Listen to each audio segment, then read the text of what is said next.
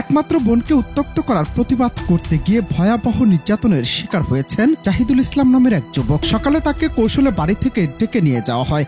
এরপর বিদ্যুতের খুঁটির সঙ্গে বেঁধে মধ্যযুগীয় কায়দায় চালানো হয় নির্মম নির্যাতন। হাত পায়ে নখ তুলে দেওয়া হয়, অজ্ঞান হয়ে গেলে পানিতে চুবিয়ে আবারও নির্যাতন করা হয়। পরে স্থানীয় গ্রাম পুলিশের সহায়তায় পরিবারের সদস্যরা গুরুতর আহত জাহিদুলকে উদ্ধার করে হাসপাতালে ভর্তি করেন। ন্যাক্কারজনক এই ঘটনা ভোলার চরফ্যাশন উপজেলার।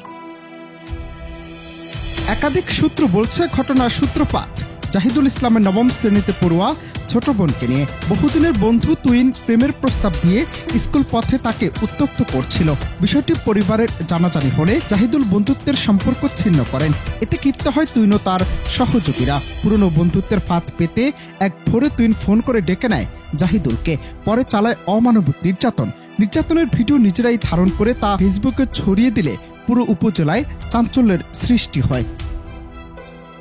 জাহিদুলের পরিবারের ভাষ্য মতে তুইন ও তার দল মাদকাসক্তি এবং এলাকায় দীর্ঘদিন ধরে ত্রাসের রাজত্ব কায়েম করে আসছে। ঘটনার পর তুইন ও তার সহযোগীরা মাদক দিয়ে জাহিদুলকে ফাঁসানোর চেষ্টা করে। নির্যাতনকারীদের বিরুদ্ধে থানায় অভিযোগ জানাতে গেলে উল্টো জাহিদুলের পরিবারকে এসিড নিক্ষেপ হত্যার হুমকি দেওয়া হয়। বর্তমানে জাহিদুলের পরিবার চরম নিরাপত্তাহীনতায় রয়েছে বলেও জানা গেছে। তবে এসব কিছু কেবল অভিযোগের ভিত্তিতে বলা হয়েছে। তবে ঘটনার পরপরই অভিযুক্তরা গা ঢাকা দেয়, তাদের বক্তব্য নেওয়া সম্ভব হয়নি। তবে নির্যাতনের নেতৃত্ব দানকারী তুইনের বাবা মোহাম্মদ বেলাল হোসেন মুঠোফোনে জানিয়েছেন ঘটনাটি তার জানা নেই। ছেলে তুইনও বাড়িতে নেই। ঘটনাটি জেনে তিনি সঠিক জানাতে পারবেন। যদিও পরবর্তীতে যোগাযোগের চেষ্টা করা হলে তার ফোনটি বন্ধ পাওয়া যায়।